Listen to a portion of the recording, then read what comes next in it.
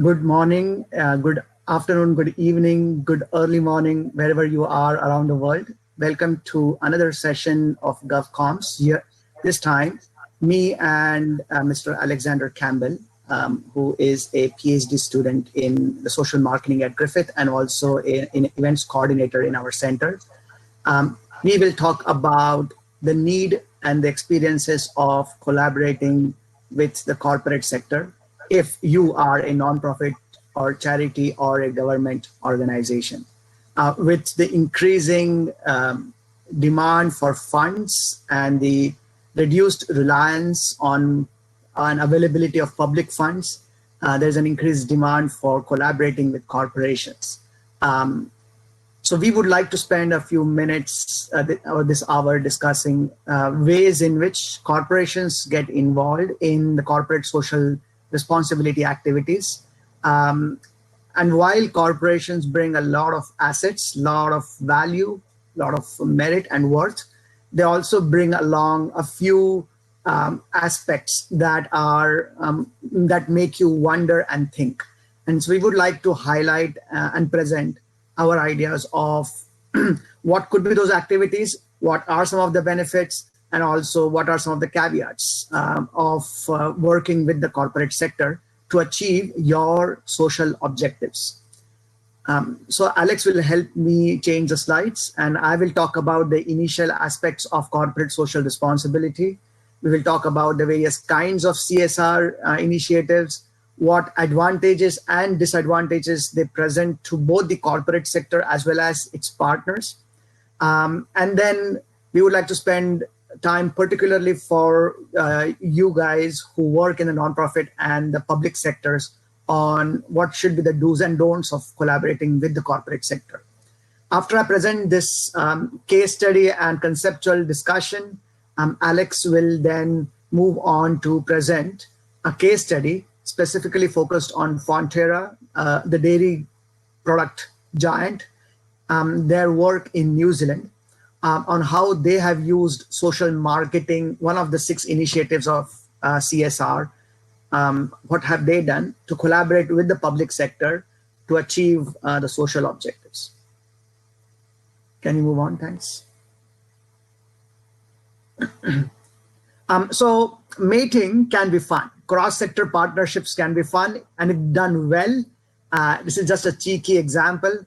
It results in a very attractive, beneficial, very effective and useful partnership. So just to represent that feeling, I have put on the picture of a Bollywood star. She is, her parents are cross-cultural. Her mom is English, Caucasian, and her dad is Indian. So a combination has brought together a very attractive and very hardworking and a very renowned actress of Bollywood, Katrina Kaif. However, when things don't go well, they can result in something that is avoidable, ugly, possibly a hazardous partnership that can hurt both the parties and can result into a very bad taste for anyone to follow up with another attempt of partnership. So the effort is to ensure that not to shy away from partnerships, but to ensure that we do it well and deliver effective results. Thanks, Alex. So let's now get into a few types or categories of corporate social responsibility activities. And for that, we present to you the 6 types based on a well-known book on CSR by Philip Kotler, Nancy Lee, and David Hesekiel. They have divided the CSR initiatives that corporations undertake around the world into 6 types. The first 3 are marketing oriented. The second set of 3 activities are something that goes beyond marketing and touch upon other departments of a company. Again, these types are presented from the perspective of the corporation, but they very much influence what they are, what kind of involvement do nonprofit and public sector see themselves getting into in each one of these types, what is the cost of inculcating these initiatives, and of course, the benefits and the challenges. So let's get through each one of them with an example. The first one is probably relatively the easier one, which is cause promotion. So this is the first of the three marketing types. Cause promotion basically is an effort by a company to pick a cause and to create awareness and influence attitude of its intended target audiences. And so we are talking about individual causes where the entire effort is on promotion. So other aspects of marketing are more or less neglected. The expectation of or the outcome of this initiative would be that the audience members, who tend to be the consumers of the corporation, are empathetic towards the cause, feel the urgency, the importance, the severity of the cause, and in turn, in terms of behavior, they would donate to the cause or perhaps volunteer for the cause. As you can see in this case, there's a clear partnership in place between a corporation and a charity or a government organization. So there is no direct philanthropic activity or no exchange of money from corporation to the charity or the government. Here the focus is on doing the work of, in a way, doing the work of the charity or the public sector organization of creating awareness. Many times the charities and the public sector organizations spend some money to promote their cause, but they're always wanting for more funds. So this is a wonderful opportunity for them to heighten the importance of this, of their issues that they really care about and which is their mandate. The positives of this such a initiative for the corporation is relatively easy to design and implement. And because the entire emphasis is on promotion, there is very high visibility to be gained for the brand and of course for the charity. And so in that sense, you get a quick win because the consumers are happy and they're excited that the company and the brand that they really like for their materialistic consumption also is very socially conscious. However, we should know that because the emphasis is on increasing awareness and influencing attitude, they don't necessarily change behavior. I'm sure over these 24 hours seminars, this one thing will become clear, which is just because you create awareness and change attitudes don't mean that the audience embraces, adopts the new behavior. Because the focus is primarily on awareness and attitude and it's very campaign oriented, the influence can be short term. Just as an example, since 2016 US elections, Ben & Jerry's, the world famous ice cream brand, has taken up the cause of promoting the importance of voting, voter registration, ensuring that no citizen is prevented from getting registered or voting. While they have focused primarily in the US, so they were very active in 2016 as well as in 2020, we have noticed that they are also campaign in other countries, including Australia. So democracy is their cause. Does it make sense? And that's what we have to always ask. Does this pass the smell test? Does it influence their audience? Does the audience care for this cause? What kind of benefit is Ben & Jerry's going to get from this information? Can we move to the next slide, Alex? Thank you. The second cause, so the second example of or category of corporate social responsibility activity is cause-related marketing. This goes beyond cause promotion because this is not just about promoting the cause, creating awareness, influencing attitude, but there is actually a donation involved in it. So company actually donates funds as a percentage of sales to the charity or the public sector.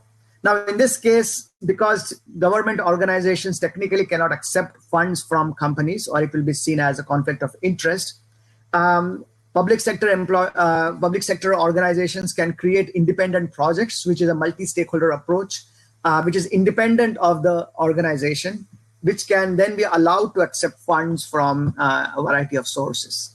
So the key thing there is donation by the company that is linked to the percentage sales. So unless consumers buy the brand, companies will not donate.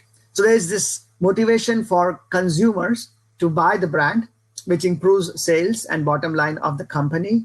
And it also motivates consumers to achieve a double whammy, a double win of I get to buy my materialistic brand, while at the same time I become responsible indirectly so for the company to part away with a limited percentage of funds to a cause. Of course, nonprofits then get promotion out of this campaign, and they also get donation. This is very similar to a sales promotion campaign or a tactic of a company, because it is time sensitive. It is increasing the urgency of doing it now. And it is also motivating consumers to feel good about themselves for carrying out their day-to-day activities.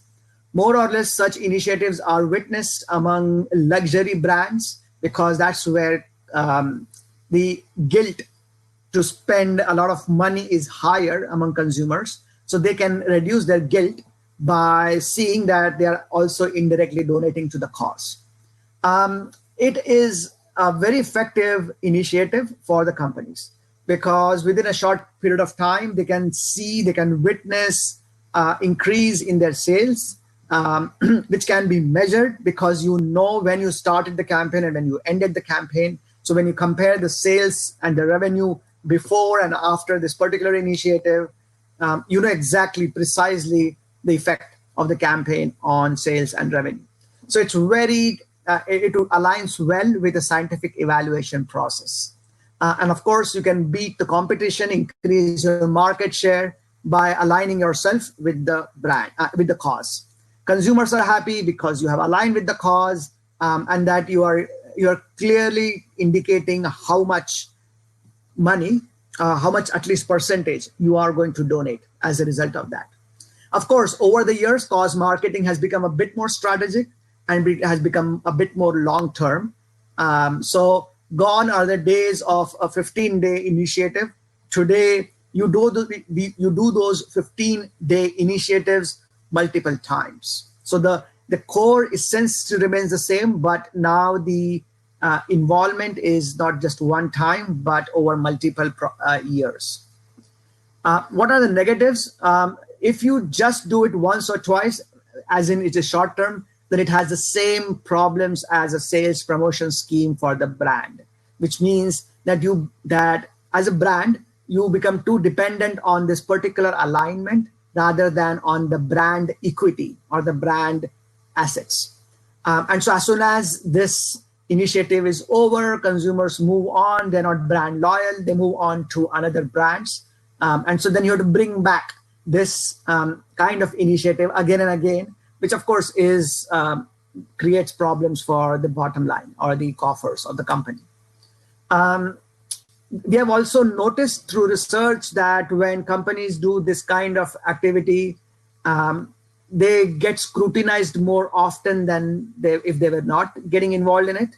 As a result, some of the criticisms that come out of such initiatives is it seems companies spend more money promoting the alignment than the actual donation.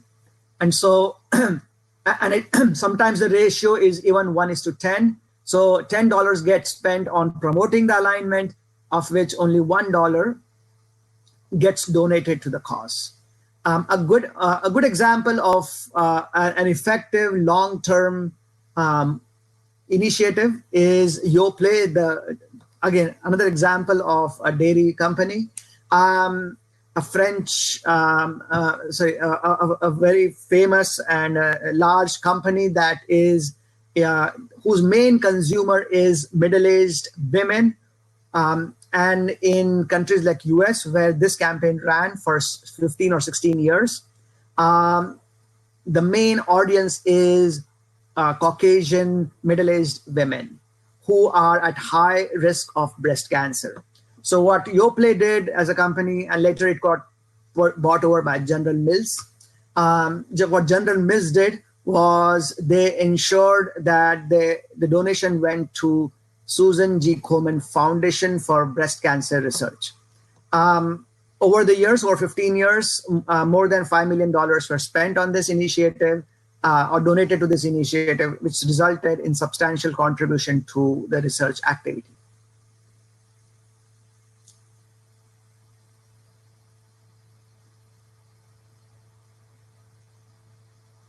Thanks, Alex. So now we move on to an example from India, which provides an excellent case study of how a financial ratings company called CRISIL, which is now taken over by Standard & Poor's, so it's called S&P India, they put their money in a substantial project to create awareness and financial readiness among marginalized poor women in the poor parts of India. What they did was social marketing or corporate social marketing. So what is corporate social marketing? Corporate social marketing is about influencing the audience to adopt the new behavior. So while cost promotion is about becoming aware of the brand and developing an empathy about the brand, and while cause-related marketing is about buying the brand and hence indirectly showing support to the cause. In this case, the company wants you as a consumer to adopt the behavior that is good for the society, as in a desired behavior that solves the social problem. So Main Pragati campaign or a project was born. Main Pragati in Hindi means me progress, me freedom. And so upskilling of marginalized women to seek freedom, lower their dependence on the men folk of the family, to get empowered, achieve some kind of independence, and then of course fulfill your dreams. The behavior that was promoted in this initiative was one where they recruited, trained, and incentivized local women from each village. They were called Sakhi. Sakhi means a friend. To reach the final mile, the last mile of marginalized women. So the Sakhi, joining the Sakhi cadre was the behavior that they were promoting. And then each Sakhi was then in touch with multiple women who were the beneficiaries. The point of this project was to promote the existing government schemes. So CRISIL was not promoting their own products or services. They were facilitating the adoption of the existing government schemes by the marginalized women who otherwise don't do so. What is the advantage of this to the company? To be honest, this is a strategy that really solves a social problem, because when people adopt the new behavior, you're not just becoming aware, you are actually becoming aware, getting influenced by attitude, and also doing something to solving the problem. So when the beneficiaries of Main Pragati program sign up for the government schemes, like opening a bank account, putting money for savings, putting money for various investments, starting a small micro business like Muhammad Yunus did in Bangladesh. These are actual constructive steps which enable the companies to contribute to solving a social problem. And so there are a lot of good benefits that come out of these projects, not only for the company who gets the goodwill, but of course to the beneficiaries and the nonprofits working in the sector. So CRISIL, the company, did not work on its own in these marginalized areas. They worked with a local community organization. So the community organization who was already in this space working with these women got a big boost because they could widen the reach. They could get upskilling in their own organization among its employees. They got the management style of the mega company like CRISIL from the city of Mumbai. The CRISIL company not only invested money, but they also invested a lot of human resources, flying in and out, traveling to the remote areas, bringing in new systems, monitoring better monitoring systems, so on and so forth. So that's where the disadvantage is, which is this is not a program where social marketing is not a program where you just buy, put in funds, buy some media slots, create some cute media campaigns, and splash the money in a few days. No, this takes a substantial amount of investment and design to go into the communities, to work with them, to understand them, to create campaigns that they think they're attractive, to implement those campaigns, to monitor and evaluate those campaigns. So it is a long-term strategic involvement, which means that companies should be really committed to it. Otherwise, if they go in and find that this is more work than they intended to, it's only going to result in companies losing interest and getting out very quickly. Thanks, Alex. Next slide.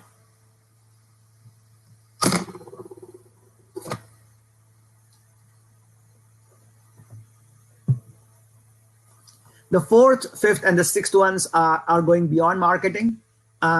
This one is a traditional form. This is one of the oldest ones, which is volunteering, which means that companies donate their employee time to spend hours of the working life for a cause. Such a cause could be assigned by the company and then allow all employees to go at the same time and work on the field. Or some companies even allow employees to choose their own cause and go and volunteer at their own time. Either of those are welcome by the employees. So this particular initiative category works wonderfully to not only help the cause, the nonprofit, the government organization, but also the employees themselves. Employees feel good because they're able to contribute to the society on company time. They feel good about the company because they believe they are working for the right employer who cares for such a cause. It's also a wonderful opportunity for employees to congregate outside work environment in a more relaxed, enjoyable space, which allows them to form new bonds that can come back to benefit not only themselves, their partnerships inside the workplace, but also for the company because the employee morale, employee satisfaction goes up. So the turnover is reduced, absenteeism goes down. There are a lot of benefits to this. Of course, again, for this to work, companies have to spend substantial amount of funds for their employees to allow the employees to spend a lot of time over a long period of time and to do the kind of work that the nonprofit that really cares for. So sometimes that means that the employees have to travel a distance to make themselves useful. That can be expensive. That can make a company shell out a bit more money beyond just donating employee time. An example here in Australia is when the Stockland company has been working with Conservation Volunteers Australia to work on a variety of causes which are environmentally related. And every year they have been donating time of 20 or more employees to ensure that they make substantial contribution. Of course, that's not the only charity that they work with. And this is not the only company that conservation volunteers might be seeking help from, but every drop counts. And those 20 employees would be very happy to be part of something good, something important. Thanks, Alex. Next slide, please.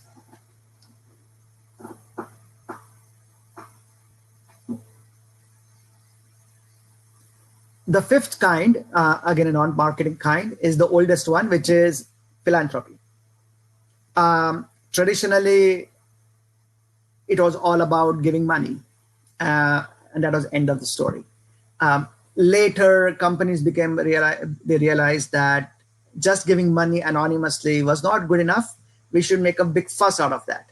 So you then started seeing corporate CEO executives taking photos with the CEO of the charity with a big fat check in front of a camera where press is available, asks questions, where companies can provide some insights on why they are donating, how much they're donating, so on and so forth. Today, philanthropy is changing. It has become more strategic. It is not about giving money that is a pet project of the CEO. Today, companies are more likely to give money to those causes which aligns with companies' strategic interest, as well as the interest of their consumers and other key stakeholders. So Medibank, for example, donates money to musculoskeletal research and musculoskeletal services. So they fund and sponsor some patients in the US who need this but don't have funds to pay for their services. Philanthropy works well if you get, as a company, positive publicity for a cause. Of course, it's a welcome donation. However, for a cause, this could come with some strings attached, which can pose some problems. For the company, of course, if it is well publicized, brand perceptions are more positive, which can, again, be linked to enhancing brand equity. The problem with philanthropy is, which is the same problem with volunteering, is that the business benefits, the clear link with the bottom line, is not yet well established. At least in volunteering, you can measure the benefits in terms of employee satisfaction, employee morale. In this case, this is even more loose than volunteering. And so increasingly, companies are diverting their funds away from philanthropy to cause-related marketing. Because after all, cause-related marketing is philanthropy, which is far more strategic, far more bottom line oriented. Next slide, Alex.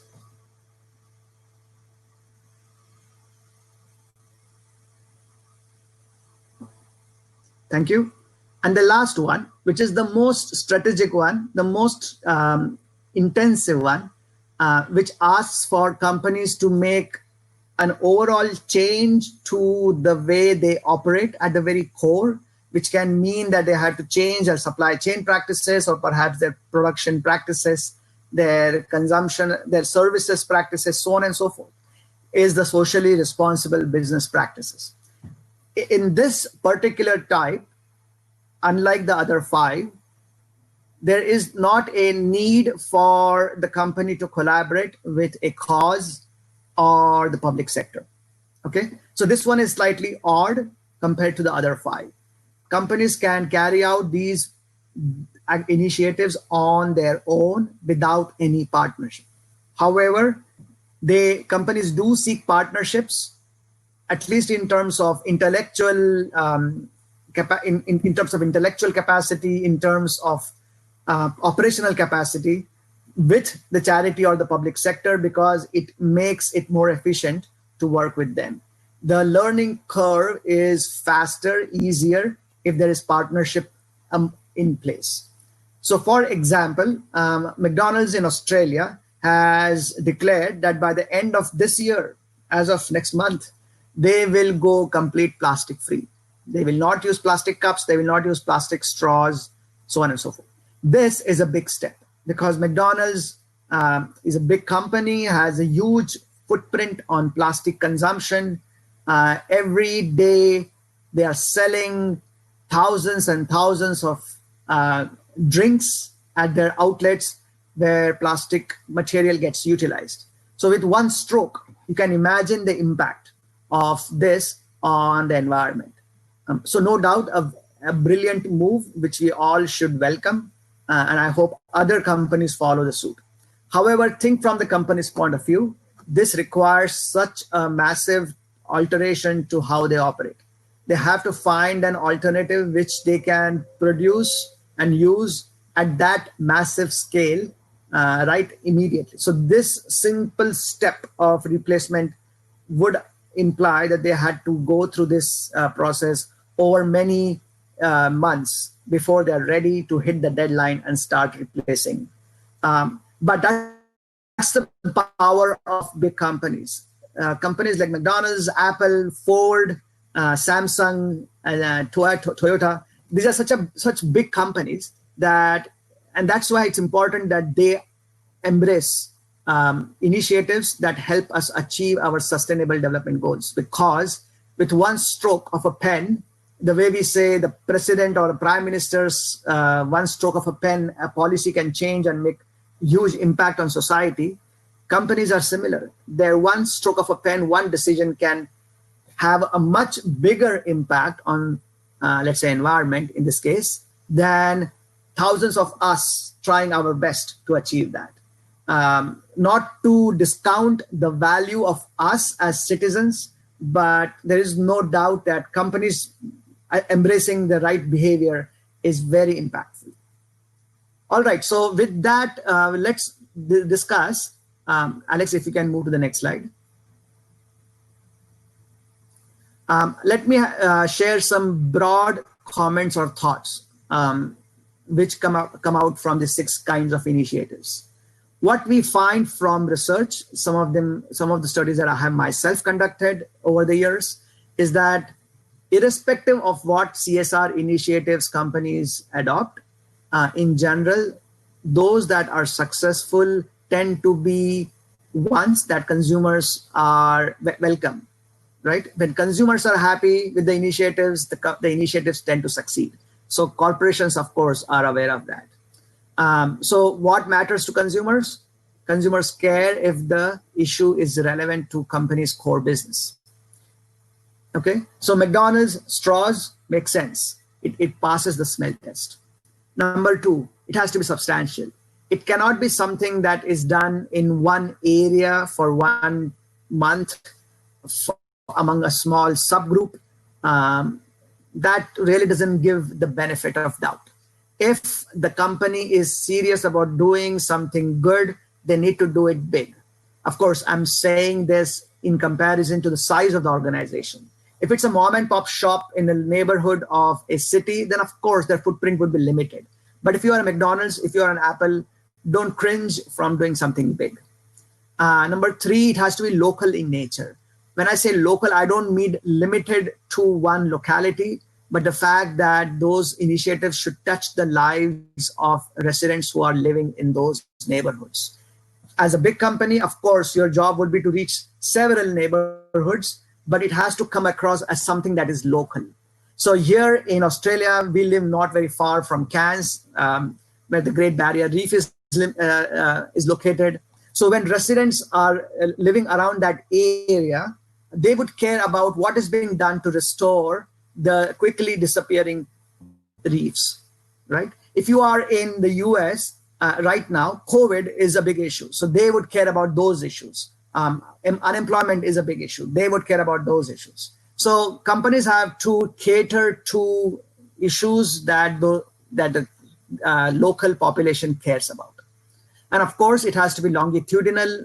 It has to be ongoing. It cannot be one small project done for once. The benefits are limited in that case, and it's not worth it.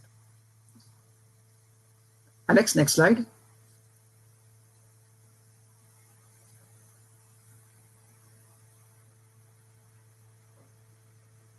So what does it mean for the nonprofit and public sector? What are the benefits and challenges? I will try to summarize them across the initiative types because there is an overlap. When it comes to the marketing types of CSR initiatives, the nonprofit and public sector organizations tend to get audience insights. And that's one thing that nonprofit and public sector organizations don't do enough. We tend to get fixated on getting money and perhaps some visibility, which is of course one of the benefits listed there. But companies have a lot of insights about the consumers that they cater to. Why not learn from their consumers if they are the same beneficiaries that you are trying to reach? They conduct a whole lot of marketing research initiatives on an ongoing basis. They may not share with you the latest results, but even if they share with you some results which are 1 year older, they still are very valuable to the charity and public sector. So why not ask for those audience insights? Similarly, why not learn from the management style, which, if it is consistent with your vision and mandate, would be very useful. There might be some practices that you may not be comfortable with, but the foundational management style is worth emulating. Of course, you get donations. That is a big benefit. But especially from corporate social marketing initiatives, you can not only achieve heightened awareness and attitude change, but also land up achieving the same objectives that you have been struggling to achieve over the years.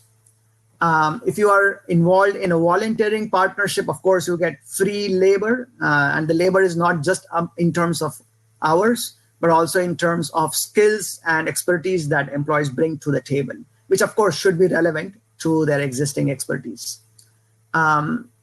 And then lastly, when it comes to socially responsible business practices, you land up getting policy outcomes as a benefit. Among the challenges, the biggest challenge is the risk of losing reputation. After all, charity and government organizations have one thing going for them, which is reputation. And that reputation leads to trust and faith, which is why citizens have bigger or more positive perception about the charities and the government, public sector organizations. I'm not talking about politicians, I'm talking about public sector organizations, than they would have about companies. If charity and public sector land up partnering with organizations that do not have a good reputation, that transfers to charity and the public sector, who may land up losing those reputation. Once that happens, that's quite a bad news. Where in terms of cause-related marketing and philanthropy, when companies donate money to charities, the individual donors might feel left out, and sometimes they lose the motivation to donate. Yeah, that summarizes the challenges that, so two main challenges, reputation and individual donations is what they lose. Next slide, Alex.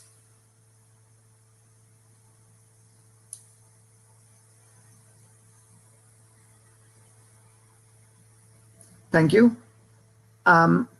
Let me then end my part of the presentation by talking about what do's and don'ts should public sector and non-profit organizations ensure as they partner with the corporate sector.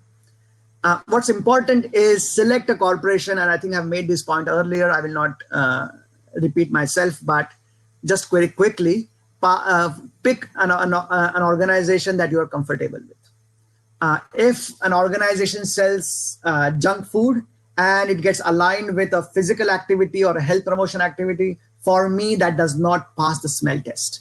That is good for the company because they get the benefit of doubt, but it's not good for the cause. It creates problems. It might dampen the reputation of the charity. So stay away from such alliances.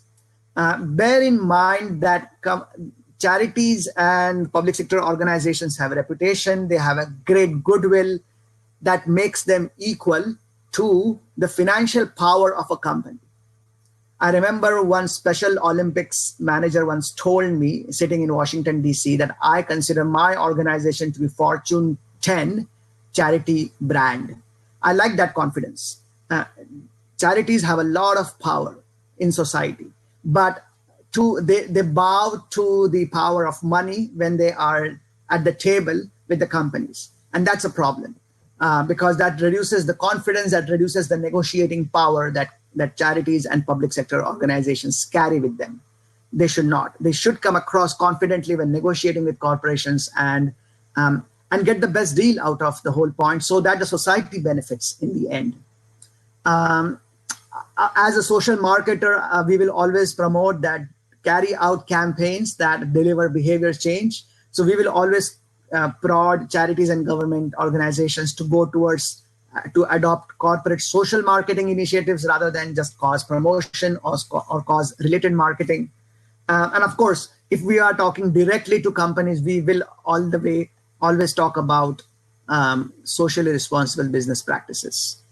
Do not just go for reach or funds, because that can evaporate very quickly. What you should be doing is ensuring that you have a very solid conversation about what is companies really bringing to the table. Let's have transparency about the processes, about the documentation, about the deliverables, who will do what. Let's have an ongoing, continuous dialogue, not just one meeting at the start and one in the end, but a continuous monitoring and continuous dialogue. And be proactive in leading that process.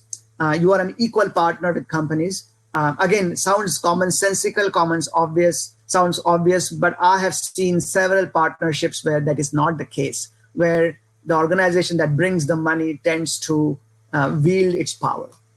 So that ends my part of the presentation. Now I pass on the baton to Alex, who will highlight Fonterra as a case study. Hi, everyone. Samir, thank you for the introduction, obviously, to corporate social responsibility and cross-sector partnerships and the complexities that arise with all the 6 types. So today I'm going to be talking about Fonterra. But before I get there, obviously I want to just highlight corporate social marketing again and what's the purpose of it. So obviously we talk about the application of commercial marketing sector to the social sector. So this is using marketing techniques, repackaging them, and using them for social programs to influence positive behavior change. It's a really powerful technique in behavior change to be able to do this. As Samir said, we're tactile, we're on the ground, and it's a full program. Essentially, where both the corporate partner and the cross-sector partner are intimately involved with, and usually has a good alignment of core values. And it's generally really powerful to get the message across and really effective in influencing positive change, which we're all about. It's also about understanding the audience, right, and providing tangible solutions to them. There's always this what they call like a customer-centric approach. So I like to refer to this as a behavior change-centric approach. So we're essentially looking at the people who are exhibiting this behavior that we might not seem as desirable, and how do we make it desirable? And by understanding consumer segments, the target audience, and how they're profiled, we'll be able to tailor programs that's going to best suit their needs, and that will also enable them to come more willing into the program and come and be more accepting of actually changing that behavior. The planning process. So when we're going to talk about this, it's the process of how we need to build up a corporate social marketing plan. So the very first thing we need to do is we need to really understand what are we trying to achieve. What's the negative behavior and how do we want to take it to desirable behavior? So essentially, we need to understand the background, the purpose, and the focus of the situation we want to address. Right. Then we do a situational analysis. So that's that macro, meso, micro analysis. Then we do a target market selection. So we work out what's a target market, who we want to focus on, and how do we want to influence that behavior. Then we do behavioral analysis of that target market, and we sort of work out exactly what we need to do as practitioners to create those triggers within the program to actually get positive change. Then taking the marketing, the 5th step, which is marketing the objectives and goals. So we need to understand how we're going to push people down that road, essentially, and understanding and clearly stating what those objectives, what those goals are, and what is deemed success, right? And what is deemed as maybe not success. Then we sort of work out the positioning statement, right? So what's this program about, and how are we going to position that in the market, and what's the statement we're going to use? Then we use the marketing mix strategies. Now, depending on what type of program it is, you use the 4 Ps of marketing, or you might use the 7 Ps of marketing. Then we design an evaluation plan. So how are we actually going to evaluate the outcomes? What's the social return on investment from this program? what's the budget we've got allocated to it, and then what's the implementation plan, so we can actually make sure we roll this out and we can actually have foreseeable change happen. So one company that I want to focus on is Fonterra, and Fonterra is a New Zealand multinational company. As Simia said, it's a dairy company, and they had this really great initiative for milk from schools. So essentially, they noticed that there was a lack of calcium being consumed by children in primary schools in New Zealand. So they've ended up developing a program, right, in a cross-sector partnership with the government and with schools to actually develop a program where they ensure that these children who were calcium deficient or weren't having the recommended amount of calcium a day, right, how can we manage to make sure we can get the milk product, right, to those children for free, so we can change their behaviour, and so therefore they can have the health needs that they require as growing girls and boys. Before we begin, who is Fonterra? So Fonterra, as I said before, it's a multinational dairy cooperative. They operate both in New Zealand and Australia, and they have product lines across the Australia Pacific, the Americas, and in Europe as well. So it was a video that won't work, sorry. So I just want to do a bit of a summary from the Milk for Schools program. So it's now actually coming to an end, and this program's evolved, and they're actually moving to a new program with Sanitarium and the Education Department in New Zealand. But retrospectively, we're looking at this from a longitudinal point of view. This program's been running since about 2012, 2011, and it actually, by towards the end of the program, is actually running in 70% of New Zealand primary schools. Last year, they actually received 20 million packets of milk were delivered across the nation.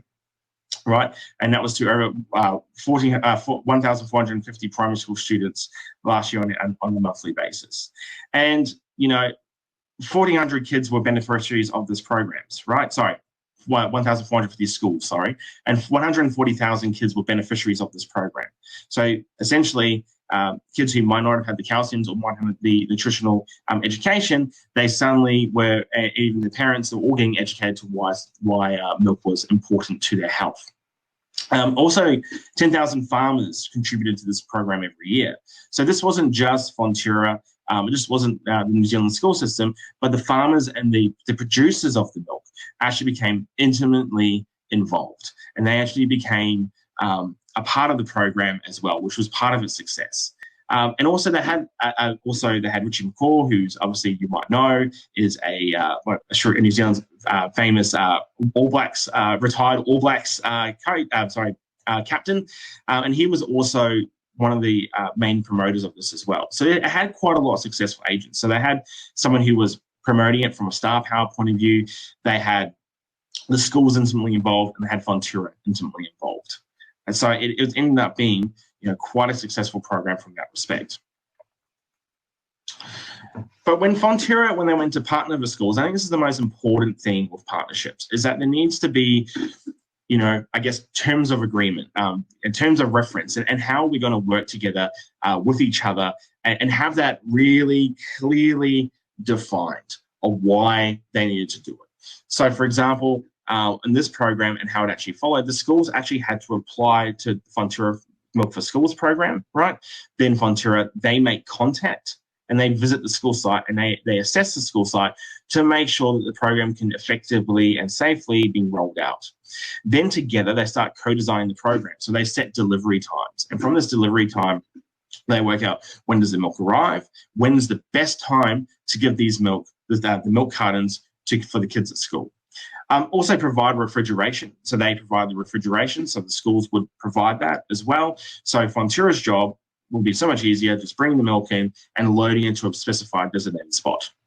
Then they started getting a bit more complex. So they started creating a planned drinking time for children. So they actually would create a set time through the education, for the curriculum that they actually have, that would work best for each school. And I think that's really important. They didn't take a one-size-fits-all model. It was uniquely designed per primary school of that 1,450.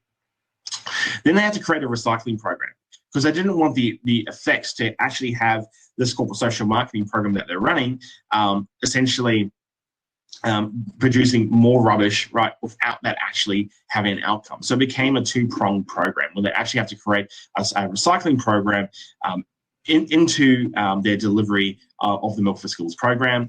And they also had to measure and evaluate through an official portal. So they also had to do self-evaluation. So that was a kind of the informal contract between the school, right, and the actual corporate. So essentially, at the end of each quarter or end of each week, they would actually put that data in, how many kids drank the milk, right, and I guess all the other recycling metrics that they also had to put in there as well. And that also, and of course, this program ran from 2012 to 2020, right, concluding in 2021. There's a lot of longitudinal data from that self-evaluation portal as well. So Milk for Schools, as I mentioned before, it's a layered program. It's also nutrition, but it's also recycling. And it's about building a sustainable program. So essentially, they came up with this recycling idea that's about drinking it, drying it, folding it flat, right? Because these milk cartons, they wanted to make sure they didn't go to landfill, but they actually were turned into new raw materials for the actual school. So the school could use those materials for their students. So drink, dry, and fold it. The kids were intimately involved. The kids will be involved in actually recycling at the recycling bins at the school, right? And then they would be condensed, right, and flat packed, right, and go through all those hydraulic press, and then they'll be turned into new materials that can be used for the school or used in the 100% recyclable range for education materials as well. Right. So I guess the key learnings I want to refer back on this is that by Fonterra moving forward, they created this layered program. They thought about all the outcomes. So when they were thinking about, okay, so we produce more milk for kids, right, there's going to be more recycling that needs to do. So they built a layer program so the community both benefits from both the recycling, right, and also the healthy habits. So that was really important. So they looked at the negative outcome that their TCR program might have. They created a plan and then negated that risk. And also what's really interesting is they also created these young minds coming through the system that not only are they teaching them about nutritional value, but they're also teaching them about the need for sustainability as well. And I think what's really great about Fonterra as well, it's setting a clear partnership. And this is about working out what the agreed social outcomes were, right? Obviously, health and recycling, that was a main part, but also the process, right? And so there's not going to be any blurred lines. It's an extremely clear cut. You know, the school takes ownership, the school reports, right? Fonterra provides the materials to co-design a drinking program, co-design a recycling program. And so altogether, everyone's on the same page. And also by developing an evaluation process, Fonterra had greater community buy-in as well. And this was across North and South Island. And as I said before, 10,000 farmers were involved. A lot of other stakeholders started becoming involved in this program, and I started looking up to this program. And this program is now involved where it's now becoming breakfast for kids at school. So essentially they're partnering with Sanitarium, Fonterra is involved, and they're also with New Zealand Education Department. They're taking this program both to a primary and secondary level to make sure kids actually have that nutritional value as well, and our teenagers. So I guess that concludes my little mini case study, because I know time's running out, but thank you for listening. I am obviously the co-chair of social marketing at Griffith for Change, and Smear's the managing director of social marketing at Griffith. But if you've got any quick questions, we can quickly answer them now. If not, we will conclude. Yeah, we do have 2 minutes, and so feel free to share your comments or ask any questions.